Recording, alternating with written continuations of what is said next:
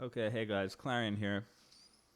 So today we are going to be building a responsive image gallery from scratch, and our tech stack is going to be React and Material UI. If you've never used Material UI, that's totally fine, or heard of it. We're going to be going over it, of system designs, so that you can implement these beautiful responsive card layouts in a matter of minutes by the end of this tutorial. So the tutorial may take a little bit of time because we will be going over our step by step what we're doing, making sure that we're following along, because we will be using React hooks. We're going to talk about synchronous versus asynchronous. With our hooks, we're going to be fetching a user database. So this is the deal. Pretend that you're working right now and your boss tells you, listen, we've got a user database, we've got their pictures, we have their names, we have their emails.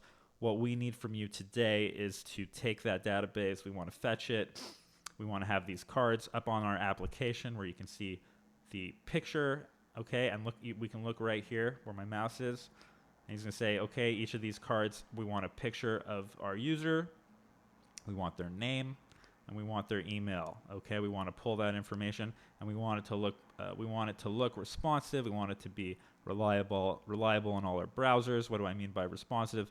I mean that you can see here when I'm moving the browser, we're getting nice responses from the cards. They're listening, they're paying attention. And in 2019, we do not have to break our heads over building complex flexbox and using media queries and what that. So the point of this is that by the end of the tutorial, we should be, we're just observing and reflecting why a library such as Material UI is so quintessential to harness that power, to learn that if you're working with a framework like React, to have that under your belt, because in today's workforce, in today's developing environment, professional environment, being able to have these tools when you need them is a game changer, and that's the inspiration behind this.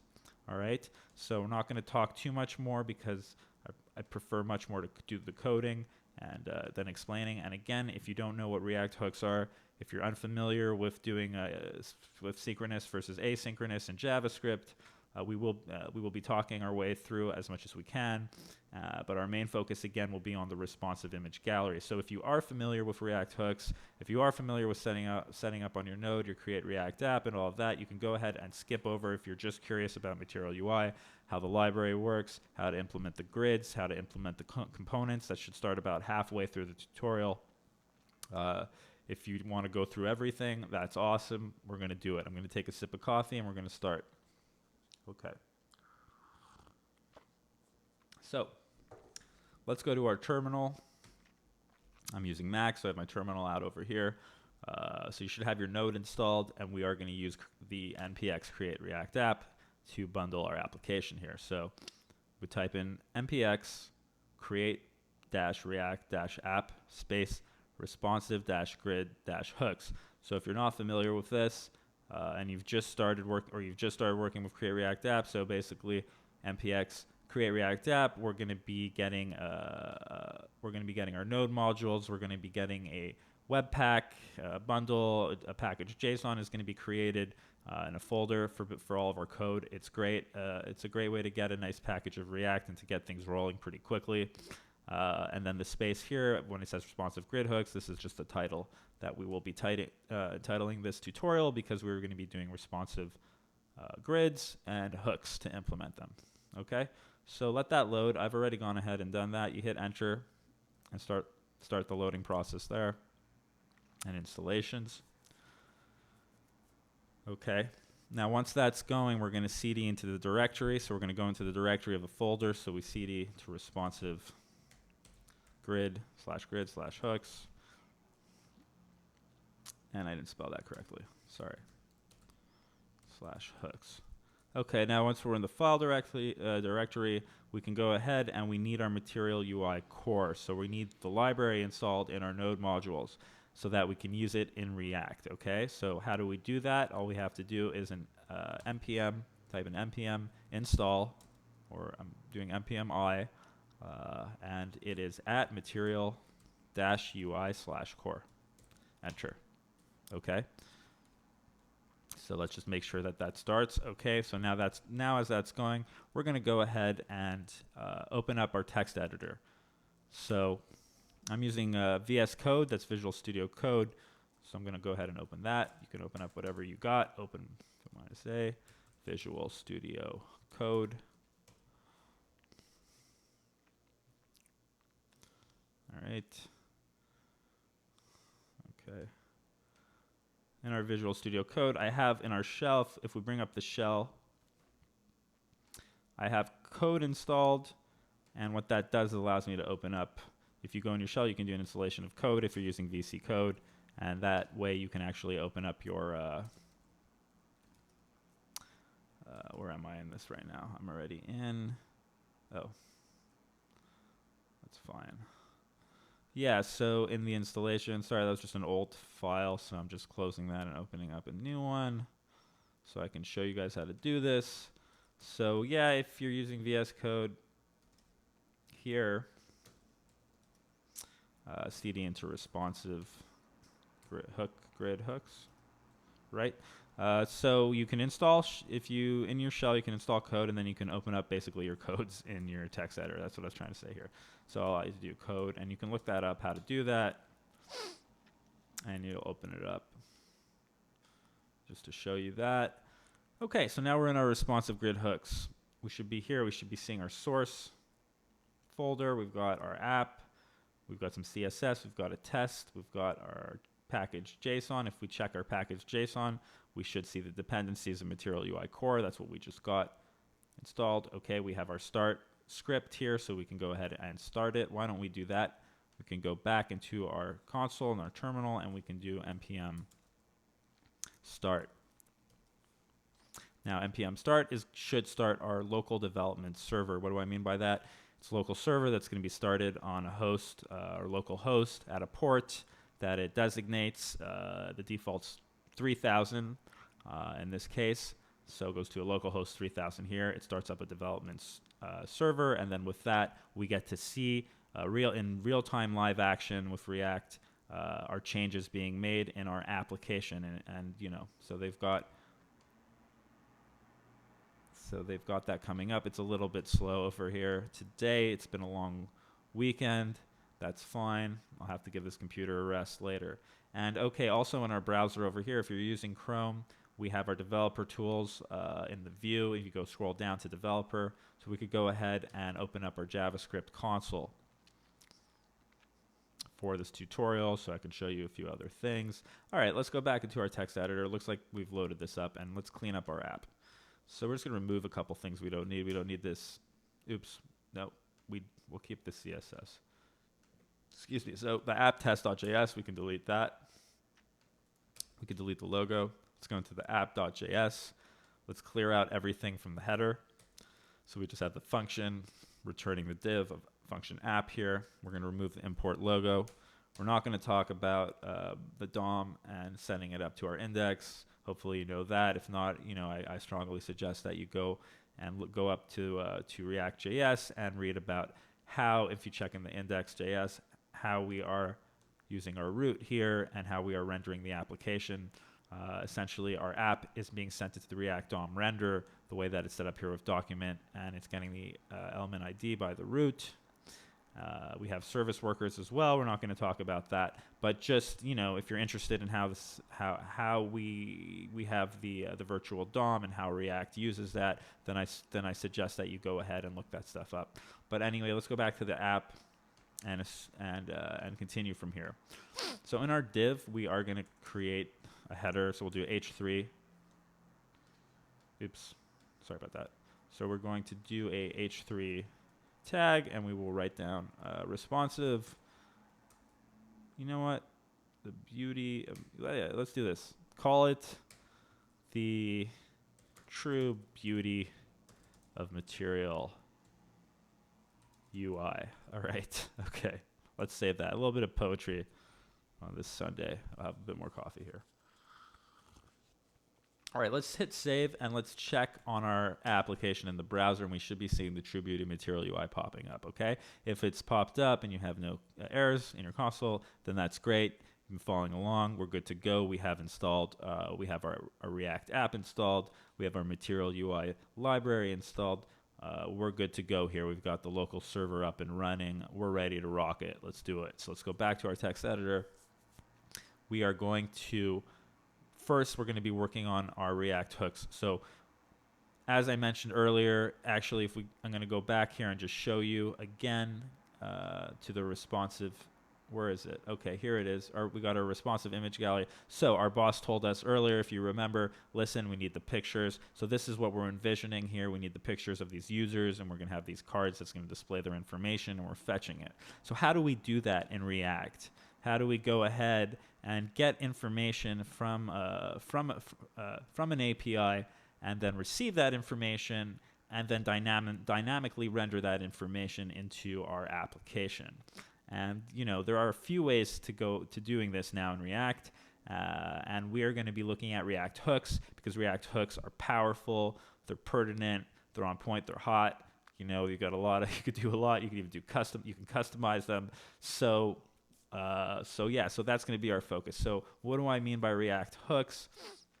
Well, let's talk about state. If you're not familiar with state in React and props, we're gonna talk about state. So state is what's going to allow us to dynamically change our variables, the data in our variables, and manage that data. So what do I mean by that? So we're fetching from an API of information, and we're sending it out, and we're rendering it. So how do we do that? We are going to need state. And using hooks, we can set up our state in an efficient and intuitive way. And if that doesn't make sense to you yet, that's totally fine. It is a bigger concept in React. If you haven't worked with state yet and you're just starting out with React, don't worry about it. You're going to see it in action in a second. So in import React over here, if you put a comma, we can bring in. We've got two hooks here. We're going to use state and use effect. Okay. So use state, as I mentioned, state, okay, keyword over here. So use state is what's going to initialize our state. It's going to be checking for our state and returning that. And our use effect is for our side effects. So if you, in React, if you've worked with state and you've used class-based components and you haven't used hooks yet for your state, then you can kind of look at it as if use effect would be like your life cycles and your component mounting, and you can manipulate that and play around with how you want to be sending out the data, etc. And then use state is you're initializing your state and you're sending that material over to your returns, and you're checking on that. If you haven't worked with that and that makes no sense to you, then that's probably even better, because I wouldn't even encourage making that connection, because they are different. It's just an analogy. Use effect, I would say better to think of it in terms of side effects in your applications, and we'll talk about what we mean by side effects. If you already have an idea sort of what I'm talking about and referring to, that's great. If you don't, that's totally fine. We're going to continue moving on, and I'll show you what we mean in a second. So now that we have use state and use effect in our function app over here, we're going to create a const. We're going to set it to an array. Sorry.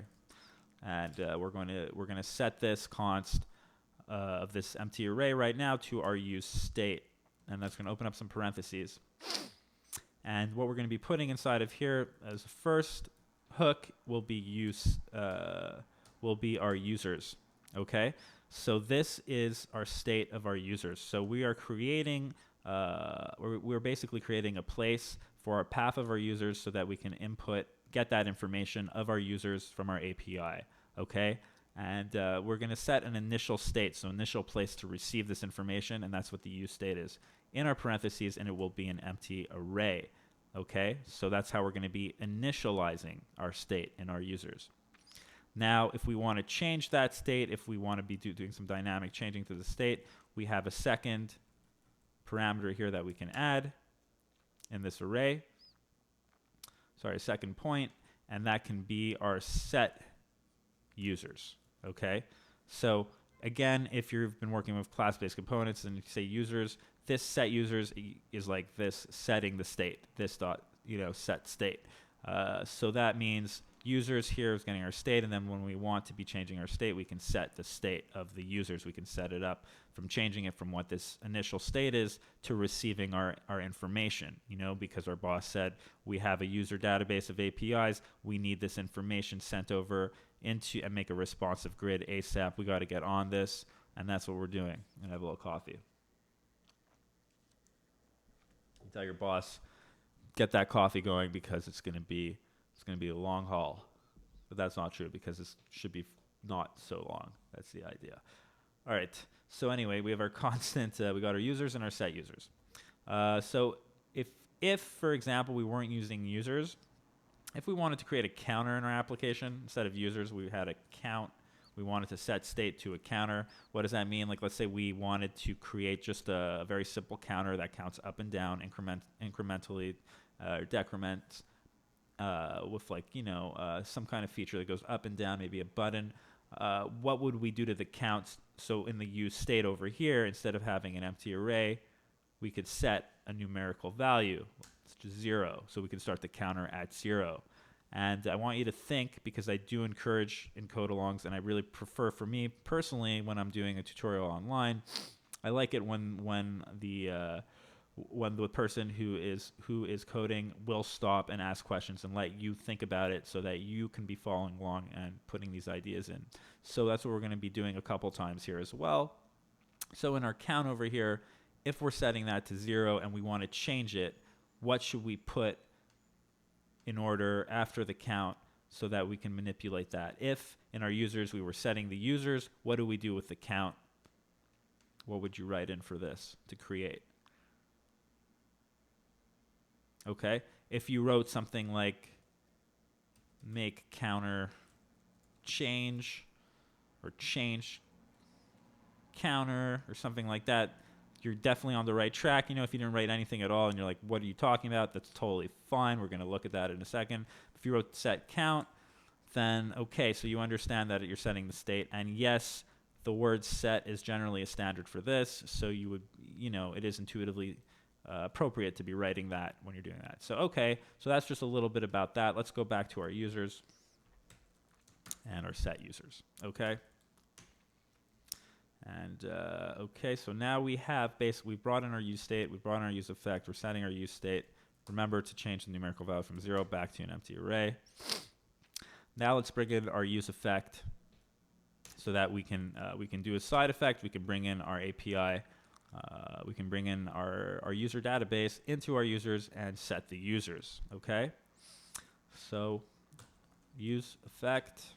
Use effect takes 2 parameters. You have a function, and then you take an array. And then in this array, if you set it to a default array, that ensures that use effect happens only one time.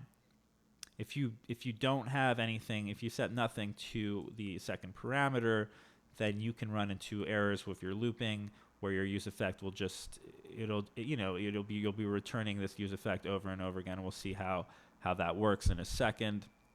So by setting it to an empty array, we're setting the default, and we say that whatever happens in use effect, only execute use effect one time. Do not continuously, execute this, because it's similar to component did mount, and in a sense, this is our way of defaulting that. If that doesn't make sense to you, I'll show you in a second once we have it up and running. Okay, so put the comma empty array over here. Okay, arrow function into our function. We have the use effect. Inside here, we're going to create an async function. So async fetch async function. We can call it fetch data. All right. And inside our async function for the fetch data, we are going to be doing, we're going to be setting our users. Okay. So we do set users inside over here. Okay, let's stop for 1 second and just think about this for a quick second over here. So if you're not familiar with JavaScript so well, and you're just starting off with React, and you're looking at this thing async function, and you're asking, well, what is this? What does that mean? Okay, so JavaScript is actually synchronous. And what do I mean by synchronous? I mean that it executes its code synchronously. Okay, so how can we then do asynchronous work in JavaScript? And basically, we can't actually do executions of asynchronous executions as a single threaded, but what we can do are Axios calls. We can call asynchronous things into our code by setting an async. for example, by sending an async function. And what does that mean? That means that we can send out a call to request information, and that's a promise. And we ask for a promise, and then we wait for the promise to resolve. And then there are ways for us to do that. So using that very clever technique has been a game changer for JavaScript, and especially with web development. And it's used very frequently, obviously, especially with APIs. So we're going to look at that. We're going to be looking at that and how that works a little bit as well here, because we are doing an asynchronous fetch call, right? We're getting this user information. So there's questions here. It's like, if our code is running synchronously, then how can we do that? And then also, how can we do that and ensure that we don't run into errors, okay? And these are the important questions that you need to be asking when you're doing, when you're working with this. So for now, we have our async function fetch that, okay? And if that doesn't make sense, you didn't know about asynchronous, synchronous, we're going to show you in a second here. We're going to be looking at all that. So you'll see it once we actually do it, it'll look better. So inside our set users, remember that the whole point of setting up this use effect is to get information for our users, to get the data information. So what we need to be putting inside of here is our fetch. Okay, so we do fetch, and we are going to be fetching our information. So inside our fetch here is where we can actually put our API call. So where are we getting this user information? So I'm going to call my boss and be like, listen, I set up the API. I have no idea where to get this information. Where do I get it? And the boss will be like, okay, so that we've got a base URL. We got a base URL over here. I'll send you the API information or blah. Okay, maybe real life the boss isn't doing that. You're not. But anyway, that's just the next step over here. So why don't we go back to our browser, open up a new tab, and we're going to be using for this req. Go to reqres.in. That's request response. And request response is basically, it's an API where you can test your front end against a real API. So what does that mean? It means that this, we have an API here that sends out fake data, and then we can turn that data into JSON, and we have real responses here. We can do get, post, put. We can, we do all sorts of things, and we can play with this and test our application that way. And that's what we're going to be doing here, but we're going to be using this for our example. So here in our get, we can see here we've got a get, and if you scroll down here in our request, this is our request API/users page 2, you can see our properties. We have an object here. We've got page, total, Then we have another thing called data. And in data, we have an array, and then here's our objects with our users, okay, for the sake of this tutorial. So we've got ID, email, first name, last name, and an avatar, okay? And if you look at the avatar, it's an HTTPS with a JPEG at the end. So this is, we've got a path to a URL path to an image. And why don't we go ahead and copy this path and check it out. Just paste it in new browser here. Okay. All right, so I don't know if this is like some kind of joke, but anyway, this is one of our users. We're not here to scrutinize or criticize basically what our users are doing in their pictures. We're not artists, amateur critics here. So, but there you go. We can see an image, and we're going to be taking, if you remember how we started off here, and we were looking at our responsive image gallery. I don't know where that went. Oh, it's over here. So we want to take, as we said, these pictures of our users and be putting them into cards and writing information on the cards and have that nice and professional looking. All right, we'll do our best given the material, right? So let's close that. So you see that. That's our data, avatar, first name, last name, email, okay? And how do we get this? So this is our baseline over here. We got the HTTPS request response, so we can copy this. And remember, this request over here is where we make our request. So go back in the text editor and fetch.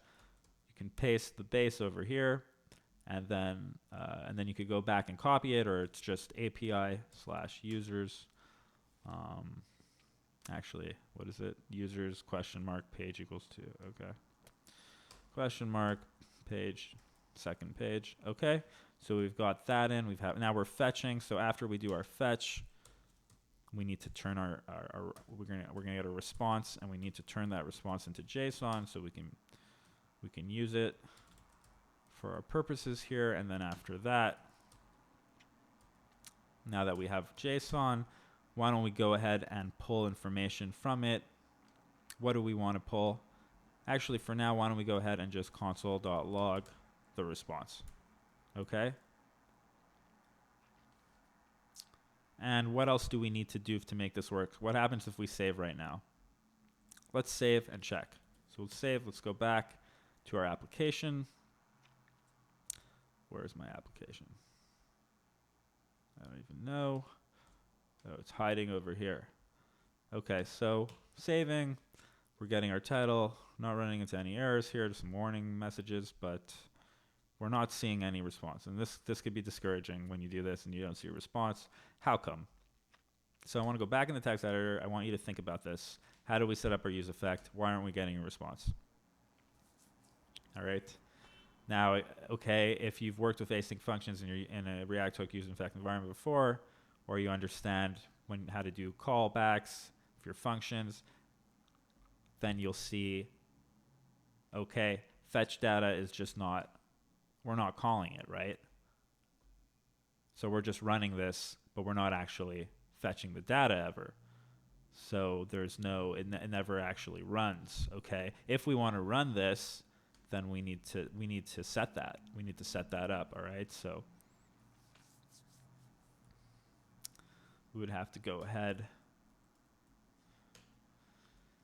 and fetch the data. So fetch data, call the information.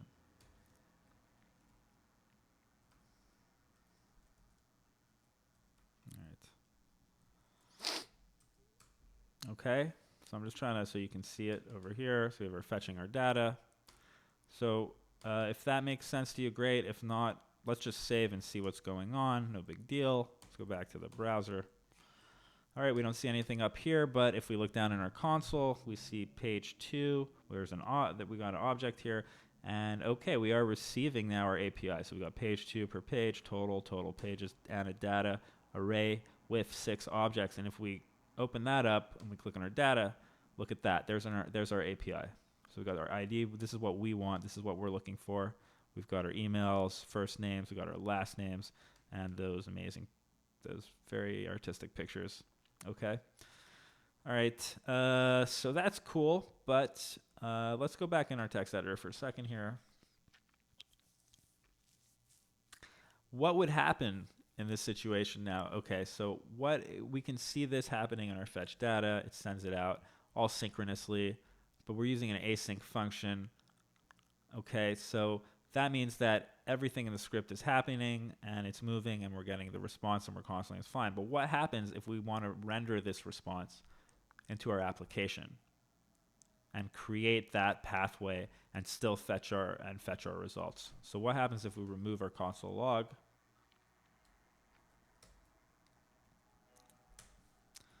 Right, because we don't just want to console it, right? We want to be taking this data and we want to be rendering it into our users. So underneath our h3 tag here, if we do users, or what do we have? Response. Okay, we just have a response. So remember that we've set our users up the fetch to that, and we were talking about state. So that means our state is no longer, if our theory on state is, if we're following state and understand it up to this point, then our users should no longer just be this initial state of an empty array, right? We should be getting, when we execute this fetch data and we return this function app into our application, we should be getting this fetch into our users.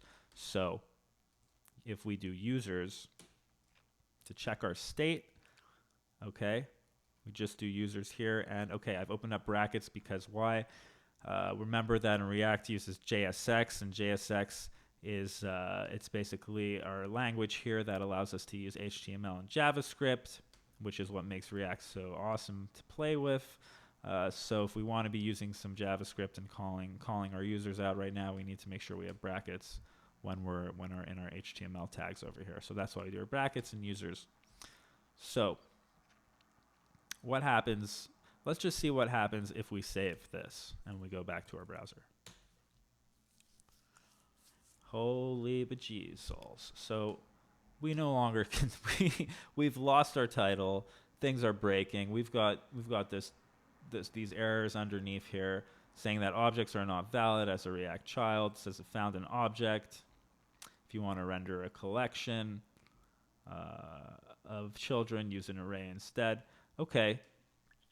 So remember that we are fetching this response of users. Okay, but maybe we want the data. Maybe we're not fetching enough of what we need because we're getting the objects. So what would happen if in our response we select the data and then we iterate over it? We will iterate through it so that we can get a specific response. So we're not going to be getting these objects, and we're just going to be getting what we need in the array. So we do response here dot data, right? Because if you remember, the data is where the information is where we want that. If you check back in our request response, go in data, that's the array, that's where the objects are, that's the information we want. So if we do that, theoretically now the users should be getting our data. We save and we see what's going on. And okay. So we're still getting the same error. Theoretically, we should be getting the data. So why don't we map through the data and see what happens? If we do users.map, okay, so map is a method from ES6. So basically, we can iterate, we can loop through, and we can extract the data that we want that way. So if we create user and we say user dot, if we want the email, what would we write here?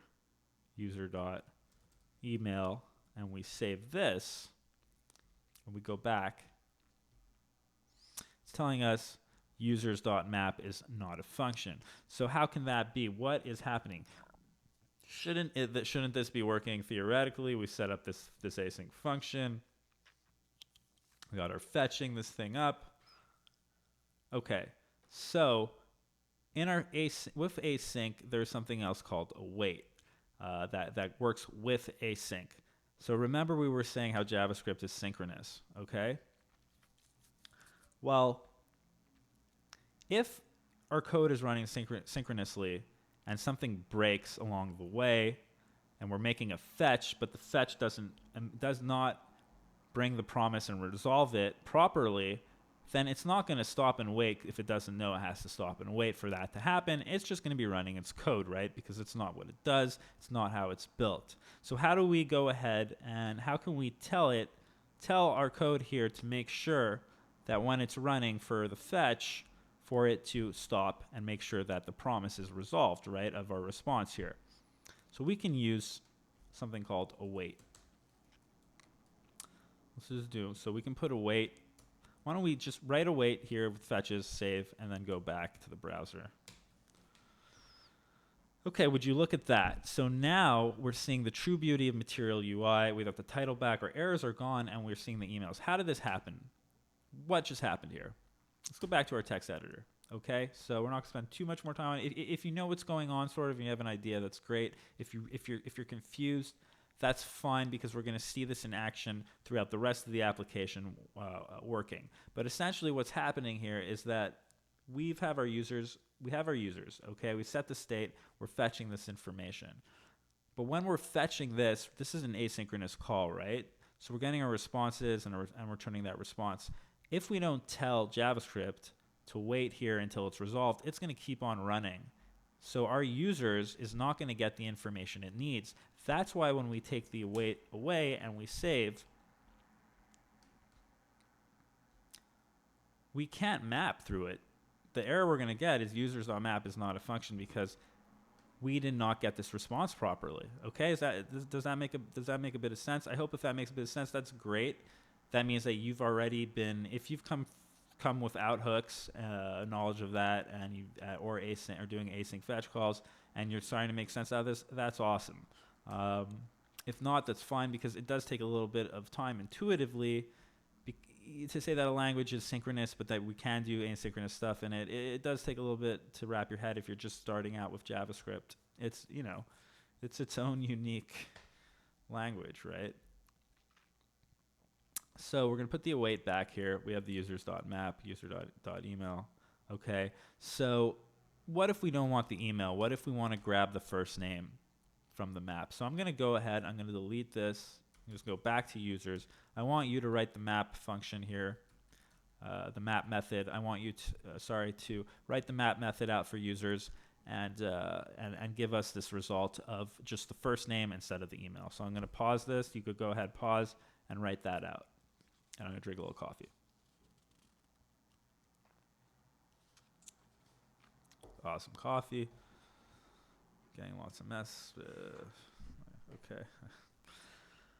All right. So if you did users.map here, and then you put your user, created a user, and you went user dot first underscore name.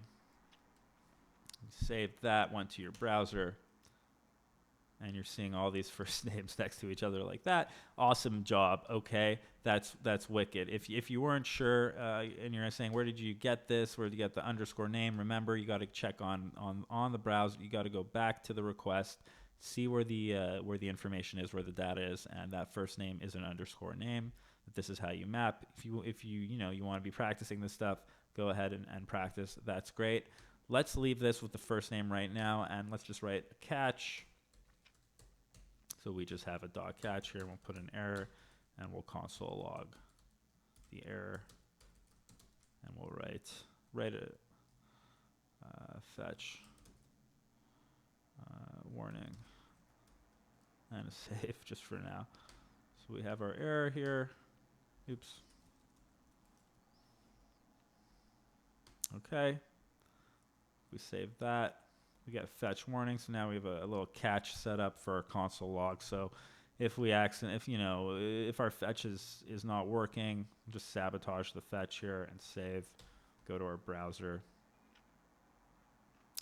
Getting our errors over here, just to show. We're not going to get into the try catch and the async, but we do have our type error, failed to fetch here. There's a fetch warning, but we're not going to actually get into the try catch because we do have a lot more to go over right now, and the awaits and how to do our catching and with our errors and error handling in general. But this is still very good that we've managed to look at the async function setting up in our use effect. And what happens also if we remove the array? So I want you to remove that array. Sorry, not the brackets, just the array. And if you're brave, save and see what happens. I'm not going to do it because I don't want to break everything because it's, I'm already too far in the video. I don't like to cut these videos. I'm lazy. I like to do one take through. That's it, but you could go ahead and do that, and then you'll see how putting a default here to stop this from being executed over and over again, telling it that you can only execute one time is key for making this work. And this array can take a variable as well. So if we had a counter, for example, and it was there was an interval, we were setting interval to a counter, we could actually write the counter into here, and then the use effect will actually listen to what's going on to the counter and execute, let's say, whenever this counter is changing or something like that. It could be listening to different things. So you can really start getting into that stuff. We're not going to get into it, but I just wanted to point that out because it's just, hooks are awesome, and we all know that. But if you don't know about that, you're getting into it. You will start to get into that for sure. So anyway, here we have our first name. We have the true beauty of Material UI. So you're probably asking me, Clarion, okay, you said that we're building a responsive image gallery here. This does not look like a responsive image gallery at all. It's like a bunch of names kind of just stuck to each other. It's an abomination. It's already been like a while here we've been in this. Okay, so that means that you must be getting eager to the second point, and so am I. So why don't we go ahead now? And now that we have our API set up, we know that it's working. We've done some tests. We've got our fetch here. We can go ahead and start implementing our grid, and I'm going to show you why Material UI is so powerful and why it's so important to learn a library, a system design library that you can work. A design library for your React, such as Material UI. Okay, so we're going to go ahead and we're going to import grid from @material UI/core, and we'll grab it from the grid. Okay. and save. All right. We're going to switch the user first name. No, we could leave that. So underneath our H3, now we have our grid. We're importing the grid. We're not setting it yet. So we're going to bring in our grid. So now we're going to look at a concept, nested grid. So let's bring in grid and let's put it around our user. Let's wrap it around there. Let's go back to this example one more time. This is what we want, right? So remember, we want to have control. We want to be able to decide our cards. We want to be able to do this. We don't want to have to write all of this code. We want to do this without doing this and this. We want to get rid of all this, right? Doesn't that feel good? Goodbye. Goodbye. Okay, just proving a little point over there. But we want to be able to have the power to be able to implement this flexibility in any situation for us. And that is the true beauty of Material UI, and I'm going to show you why and how you're going to be able to do this by the end of the tutorial in a matter of minutes. Once you take these concepts and you practice them, you figure them out, you go over it, you'll have that down. Okay, so we have our grid over here. The user's doing the map. We're going to use this. Basically, we're going to use a design called nested grids. So nested grids, what do I mean by that? So nested grids, grid is basically, as the name implies, it's a grid within a grid. So we have our first grid over here. This grid has an attribute. We can type in container, okay? So that's coming, remember, that's not just out of thin air. Container is coming from the Material UI. And we also have spacing from Material UI, and we can set that. You could set that to different numerical values. We're going to set that up to 10. And we're going to also add a style. Now, styles from JSX. Style allows us to do inline styling. We can do that in any React application. We don't need Material UI for that. So style, basically now we can use our CSS over here inside our app. And instead of having to write our CSS and bring it in, we can just look at our container, look at our specific element or whatever it is we're doing, and implement some styling. So in this case, we want to add a little padding. And okay, so there's some various differences in the way that you will use CSS within your JSX versus, in your inline styling versus as regular CSS. But, it's like some syntax stuff that you have to figure out. It's not so bad. You learn it, it's fine.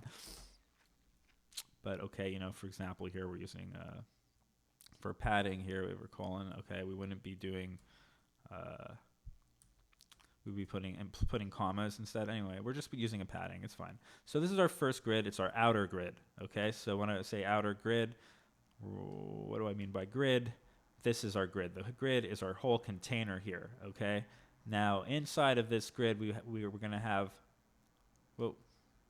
inside of this grid, we're going to have our item grid. So we're going to have these grids inside, and each card is going to be in an item grid. And using the item grid, we're going to be able to manipulate the cards because we're going to have the cards listen to the item grid, okay? But how do we do that if we don't have a regular image gallery already implementing and we're iterating from images from an API? And that's also interesting and I think relevant for this tutorial. So for our users.map, we have an outer grid over here. We want to create an inner grid. How do we do that? You can go ahead and just try to bring in another grid, okay?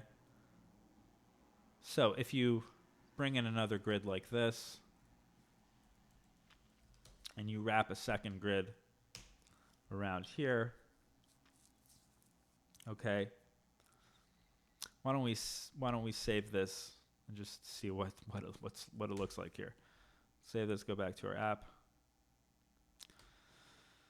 This will look fairly confusing for many reasons because our grids aren't set up, okay? But in our nested grids over here, we have our counter grid, but our nested grids aren't set up. So why don't we look at our nested grid? So this is our smaller grid, right? So we go to grid, we have a thing, we need to set up item. Again, we have an attribute that we can bring in, and then under item, we can say these things, which we'll go over in a second. So we have extra small. I'll set up the numerical values, and I'll show you what these properties can do. So we have extra small, we have small, set that to 6. We got medium, MD, it's for medium. Set that to 4. We have access to large. We're going to set this to 4, and we have extra large. Okay, we'll set this to 3.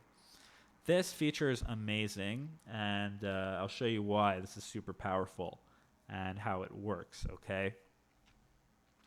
And if you're not following along yet, because it's, you know, we're still kind of looking at this theoretically, we're not seeing the cards in action, and you're not really understanding what I mean by nested grids and the spacing and these columns. That's fine, because we're gonna look at that. And once you see it, it should make a lot more sense, okay? But essentially, what is happening here is that we have our outer grid, which is one big container. Then in our inner grid, we're setting these items. And now with these properties, we can tell these items, we can tell them how to fit and be responsive. It's as easy as that and as intuitive as that. And what do I mean by fit and be responsive? So XS means extra small screen size, okay? SM means medium screen size. So we can bring that down. So medium screen size, so small screen size. So when your browser width, literally when your screen size is small, we set a numerical value to tell the cards. And why is this 12? So 12 is our max. So we have 12 columns, let's say, and our width. We have 12 is our total. If we say 12, that extra small should be 12 for our items, for our cards, then what that means is that each card is going to span for the whole 12 columns, okay? So we're basically telling our card to always fit over. So how many cards does that mean we would have? I want you to think about that. Okay, if you said one card, awesome. Then you're getting the idea that you have 12 columns, and when you're setting this card up, you're to 12, and to span that, there's going to be some math that's going on behind in the grid, and it's just going to set up one card, okay? So if you said like 1,000 or you weren't sure, that's fine. We're going to see it. It's going to make more sense. If you look at small over here, it says 6, so we're 12. Let's do the same calculation here. We know that our columns are 12. If we're setting 6 for our items, then how many should we be getting? All right, so it's the calculation 12 over 6, so we got 2, okay? We've got 2 set up, so we'll have 2 columns that are going to take this equal amount of space over the 12 columns, okay? And be responsive and be listening to each other. And then we have for medium 4, so how many would we have? We would have 3, okay? So that is very awesome and very powerful, and I think I wanted to highlight this for nested grids, because I know that I've had many conversations with people asking me about layouts and their grids when they're working with their CSS and talking about Material UI and should they learn it. Yes, you should absolutely learn Material UI. Yes, you should be having this, you should be practicing this and getting an understanding of your grid setup and seeing how powerful, and because once you get it, it's very intuitive and easy to do something that can look professional and simple like this. It's awesome, okay? So extra small, small, medium, large, extra large, okay? If that doesn't make sense, we're about to see the cards, and it'll make a lot more sense once the cards are there. So let's go ahead and just save this, okay? And we're gonna add one more thing here, because we've got our grids, but we don't have our cards, and we need to create that, right? Okay? So inside our grid, we will create a card. We'll call it people card. Okay, that doesn't exist. So why don't we import the non-existing? We're going to create this people card from non-existing directory, people card over here. And we should create a new file, call it peoplecard.js. Go inside of that. Let's import React from React. And let's make a function. Let's just make a function and say people card, right? Okay. And we're going to return some JSX. Ugh, okay, it's one of those mornings. With a div, and we're just going to write responsive test. Okay. Things for return, and we are going to export default people card. Oh my god, can I spell? Okay. Function people card return. Okay. was like, why? There was a queue over there that was confusing me. All right. So you can see that. Return. We can save this. Let's save this. Let's go back to our app over here. We have our people card.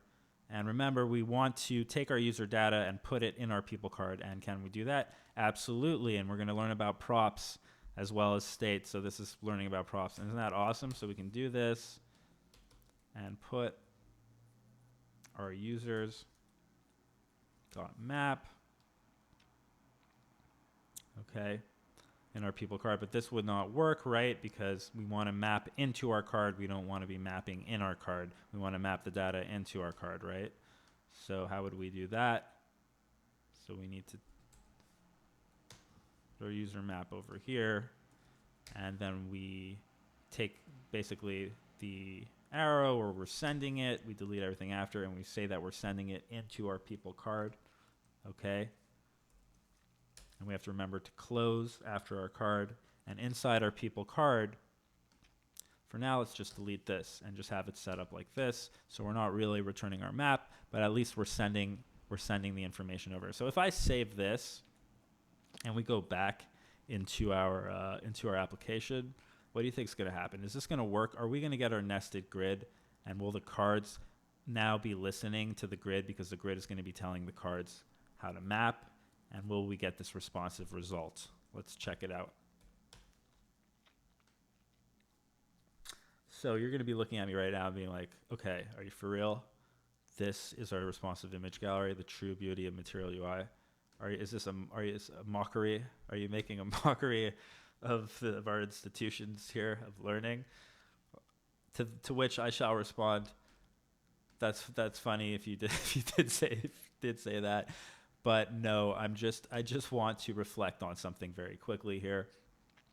So yeah, we also have these warnings over here. We won't look at this, but right now this is clearly not working. Okay, these responsive tests should at least be responding to what we discussed for these, but they're not. And why is that? And why don't you stop and pause and think about how come these responsive tests, we are getting the responsive test. So if we click on peoplecard.js, we wrote up this card. So we are getting the people card information and into our app. That's working. And we set up this map to iterate, but how come the people card is not listening to the grids? And it's not, what we should be seeing is if I make this really small, or if I make this bigger, it shouldn't just stay one after the other. They should be doing what we said with our items here, right? These responsive tests are each their own card now, but they're not doing it. So how come? Why is that? Okay, if you have no idea what I'm talking about, and you just want to, you're like, I just don't understand this at all, that's really fine, because I'm going to show you in a second. If you realize that, okay, the problem here is that you are mapping your card, but you are not mapping this iteration and sending out the grid that should be telling the card what to do, so this would be futile to set it up this way, then that's awesome. That means that you have understood how to use hooks with your nested grids. This is the fundamental right here that we wanted to go over. So let's remove those, okay, from after our people card. We've got our bracket and our return over here.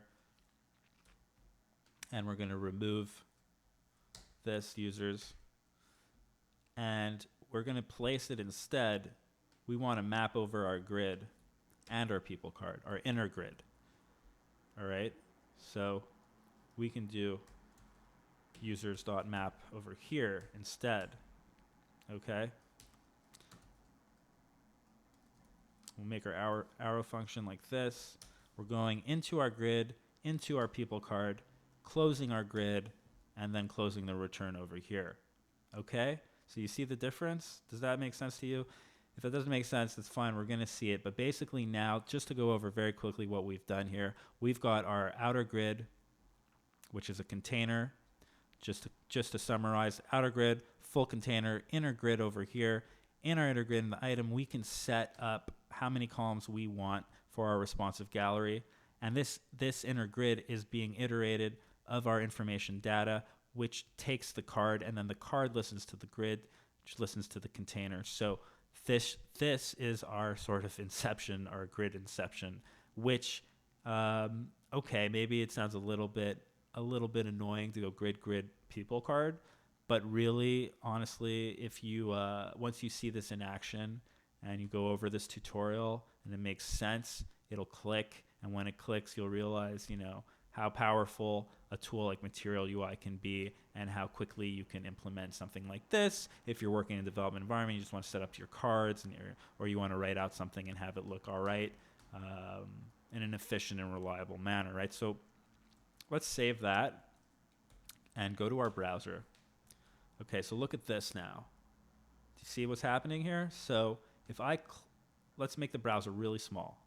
And you see how we're listening. Our responsive test is responsive now to what's happening in the grid that we set up. So when the grid is really tiny like this, remember, we made the screen small, and what do we say? Extra small screen, 12. So that means that this is taking up 12 columns. This is a card. There is an invisible card around it. You can say, Clarion, I don't see any card. Okay, but each responsive test is taking up one column. And when we slowly make the browser larger, look at that. We have 2. Why do we have 2? Because now we're at a small size. We have 6. So remember, 12 over 6 is 2. And what do you think is going to happen when we go to medium?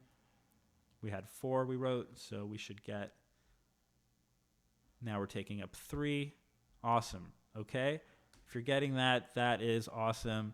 You have you've basically now looked at nested grids in Material UI and have a fundamental understanding here how these grids are working, and that's great. If not, that's totally fine too, because we're about to implement the actual cards, and when you see the cards in action, that's fine. And another thing to note here is that we have 6 responses. Why do you think we have 6 responses? Okay, so remember that our responses are coming from here, right? It's our API, but we're not setting, we've set up this map, but we're not returning anything. We're just iterating through it. So we're getting 6 results because there are 6 objects. And if you guess that, then that's awesome. Then you understand the iteration process for the grids and how come this is, and you can tell that they're listening now and they're responding to each other. And you should drink some coffee, because I'm going to drink some coffee. Okay. Whew. All right. So we've gone over quite a bit over here. And I guess at this point you can be saying, okay, Clarion, we've gone over quite a bit. We set it up, but this does not look at all like a responsive test. We got a call from our boss. Clarion, did you finish did you set up the API, and did you have the users up? Yes, boss, I set up the API. Okay, can you show it? Can you put it up on the Git, and let's take a look. Okay, but all right, so I put it up on the Git. Well, this is like, what is this? I don't see any pictures. I don't see the user information. And you're probably, that is a normal reaction here because we have not yet actually brought in that. So let's do that. Let's look at props, and let's bring the information in. Let's look at the Material UI library, see how easy the documentation is, and how this can be, how smooth and intuitive of a process this is, okay? So in our users.map, why don't we actually fetch some information from the users and then place it, okay? So now we can go into our people card, and let's take our users and set them equal. So here, what I'm doing is in this people card, now we can start using props and have variables, and we can pass over our variable information to each other. And what do I mean by props and passing over data from a parent to a child? Well, basically, in our people card over here, if we say email, okay, we write email and we say equal, and we open up some brackets here, and we get our users. And let's say we want the email. So now that we're typing in users, we are grabbing our users from over here. And we could grab the email like this. If we save and we go back to our browser, we're going to see that nothing's happened compared to the last time, okay? But something has happened. Go back to your VS Code, you look in your people card. Now we can set up in our people card over here, if we go in here and we type in props, we're setting up props. So props enables us to pass this information over to each other, which is a very powerful tool for React. And we're going to see why just now. So in our div, instead of responsive test, now that we've set up props over here in our parameter, we can say props, and now we have access to what we have inputted into our people card, which is email. And email equals the users.email, which we map through from the emails to create our fetch card, which we've set from our set users, which goes back to our users, and our state is no longer empty. So now we are getting the email, and we can pass it over to the people card. And this people card is in a nested grid, which we've set up, and we can now control to make responsive. And that is the beauty of Material UI. So if we go to people card right here, and we go props dot, it's also the beauty of React hooks, and the beauty of ES6, and the beauty of JavaScript. Okay, but anyway, you get the point. So we just go back in our people card and type in props.email and save. Go to our browser, and we no longer see responsive tests. Now we have our emails, and that's awesome. Okay, so stop there. Think about everything. If this was all making sense, that's amazing. If not, we're about to go ahead and bring in the cards and the pictures, and I want you to think about that. So I'll show you how we're going to do that. So why don't we go back to the app? We've just summarized how to do that. We have our nested grid set up. We set up everything. Okay, the emails are working. So let's go back in our people card again. And what do we need? Now what we need to do is bring in the Material UI component card so that we could go, if we remember, we go back again to our initial example. Where are you, buddy? We go back to our initial example over here.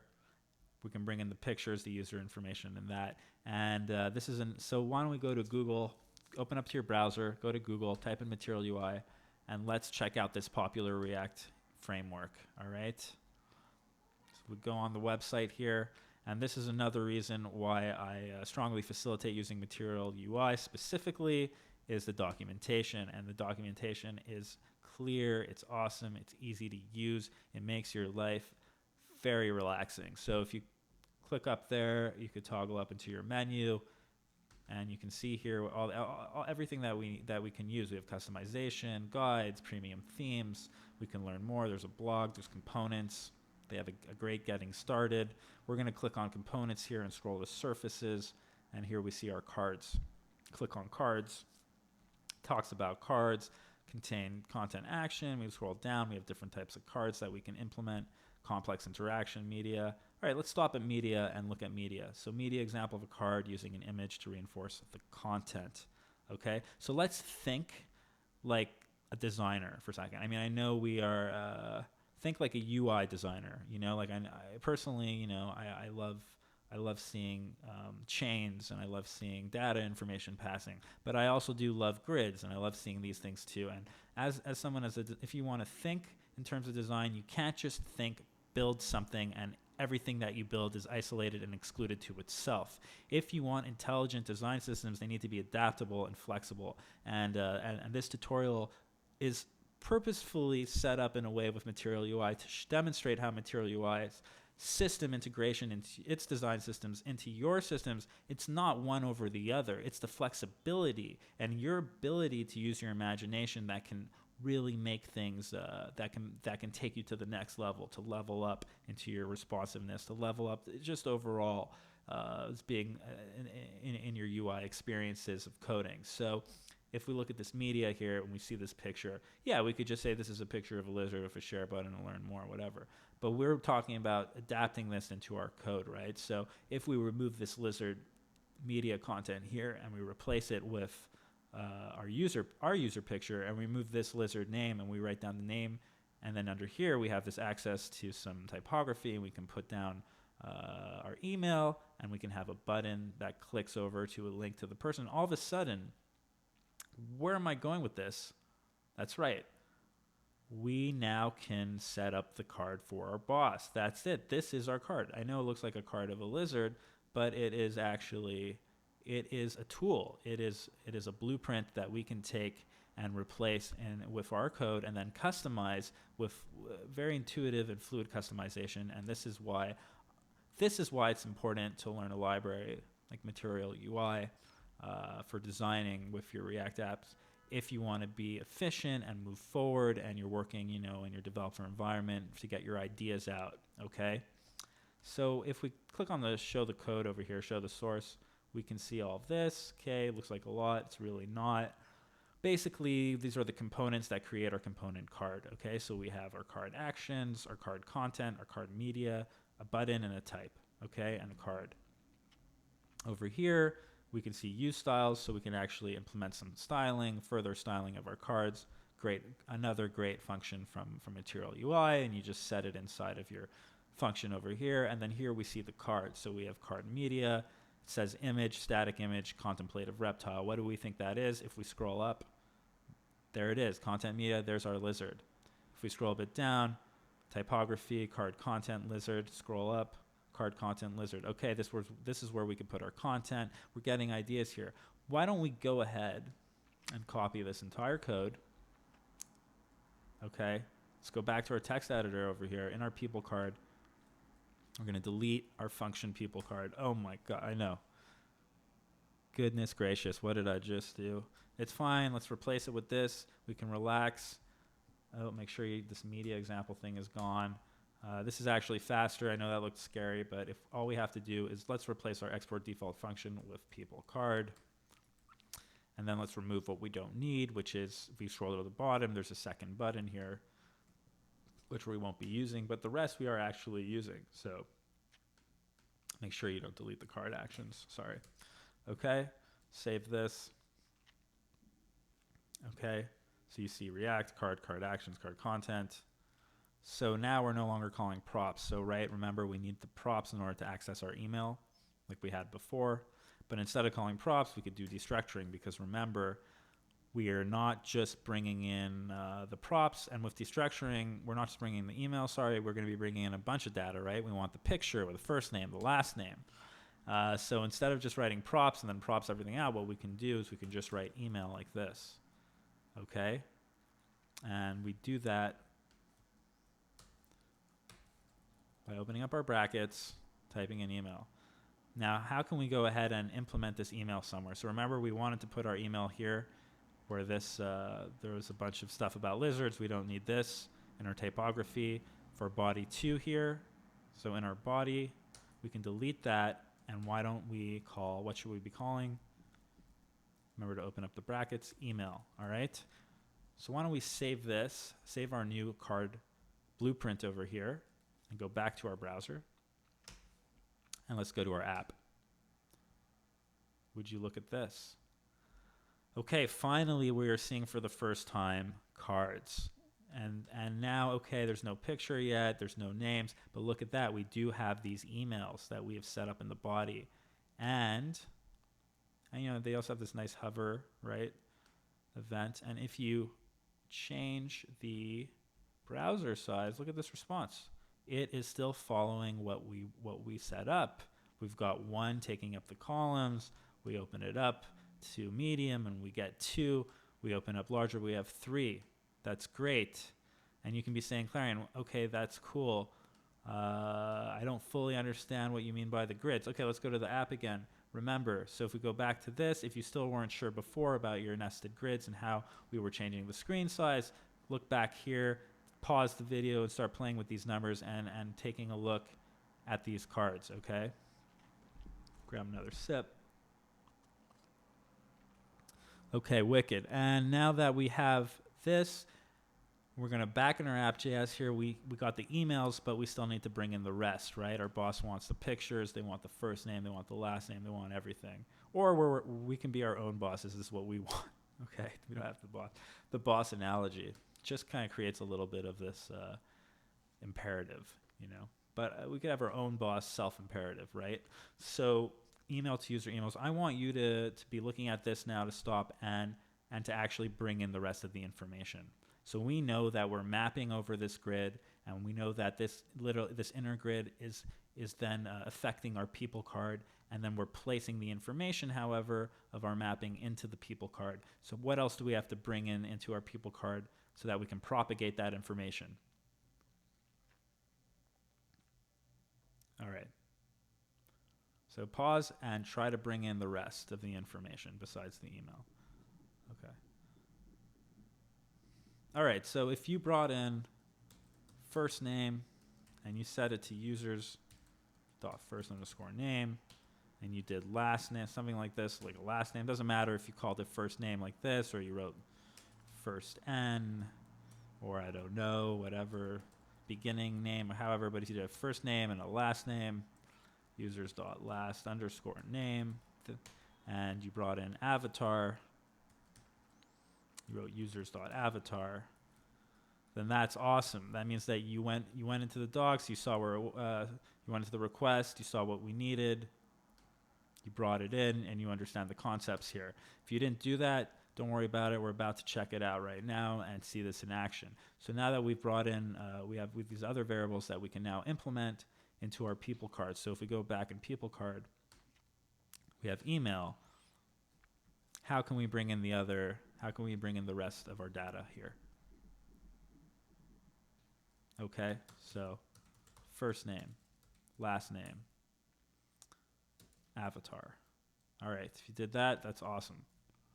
So now by doing that, we have access to our data and we have this blueprint of our card, and we can now customize this card for our needs. How do we do that? Well, remember, let's look at the image here. How can we bring in the image? Remember, the avatar is an HTTPS with a JPEG, and this image has a JPEG, right? If we go to image here, and if you set it to avatar and you did that, that's awesome. Do that. If you didn't do that now and delete the title. We don't need that. We don't care about the contemplative lizard. Let's save. And let's go to the browser. And would you look at that? All right, so now we are seeing the pictures of we got our users, but they're all lizards. But they have their unique emails. Okay, and there's that first one over there. These are funny pictures. Okay, we're also receiving this error message we keep getting saying that each child in a list should have a unique key prop. That's because we are creating, we have this list, and we have our different elements inside of it. So like we have these cards, and we are iterating, and we are not supplying a key. So we need to write our key. Okay, so to do that, let's just get rid of that error. So we just go in our app over here, and we can set up a key. And remember, each key has to be unique. So instead of writing out a key and sending it up to a user email or a first name, we never know if we can run into duplicates. It's great to have the ID. So if we actually set users to ID and we save, and remember, we're not just iterating over people card, but we're also in the grid here. So we got to do it to the grid as well, right? And we save both. Go back. All right, our error is gone because now we're supplying. Remember, we have ID as well. Well, we can access that, and now they each have a unique ID in the key, so that handles that, right?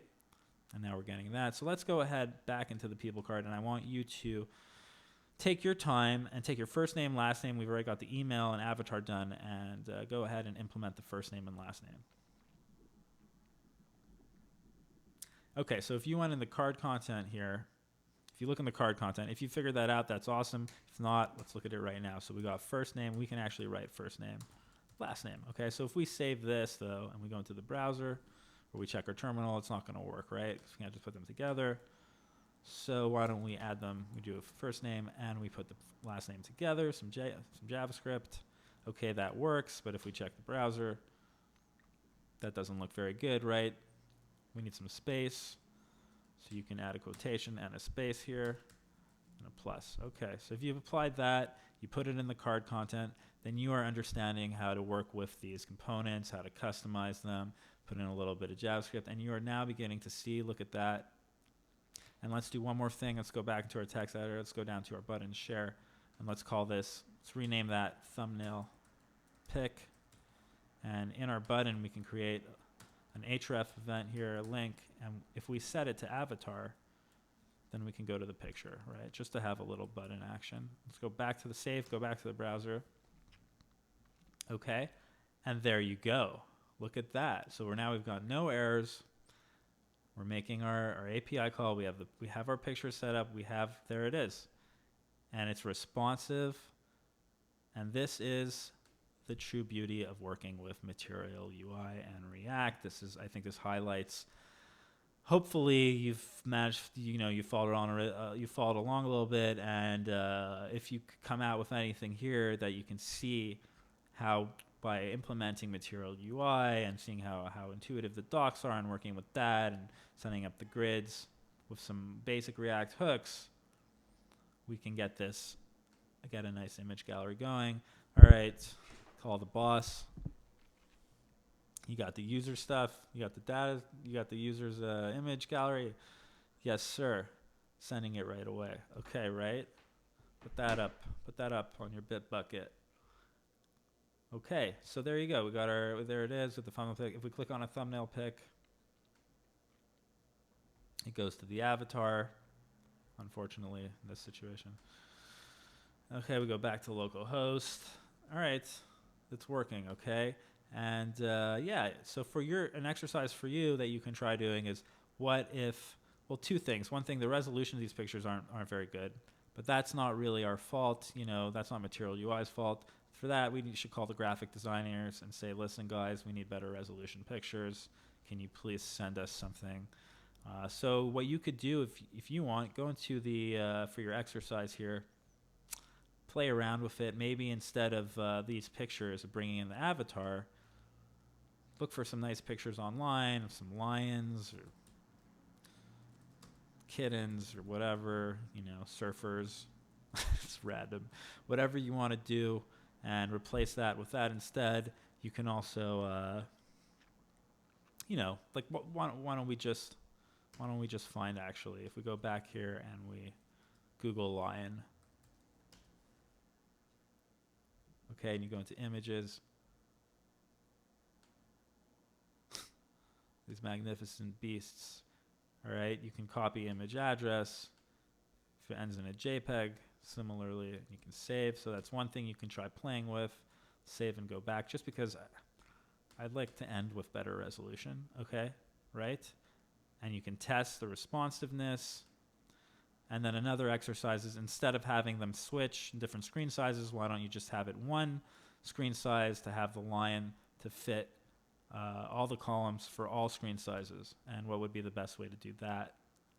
So that's something you could play with. And for that, remember, we have to go back in our app, look at our grids, and you can play with spacing. You can read more about the grids, the layouts, the customizations. But I hope this was quite a bit that we went through, and I hope that some of this has been helpful for you guys.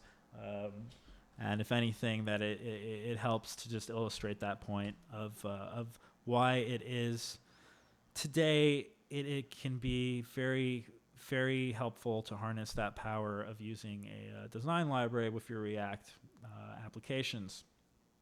And so that's it. If you have any questions or anything else, please, just send me a comment, leave me a message. Not a big deal, and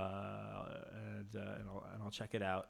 And I will also supply the Git source to this, so in case you just wanted something specific out of this, you can just go through. If you didn't needed the React hooks, but you just wanted to look at the Material UI, or you just wanted to look at the fetch, I'll have the Git up, as well I'll write up a little bit of a post about it. Okay, so thanks for checking this out. I hope this has been helpful, and I appreciate it. Okay, thanks, guys.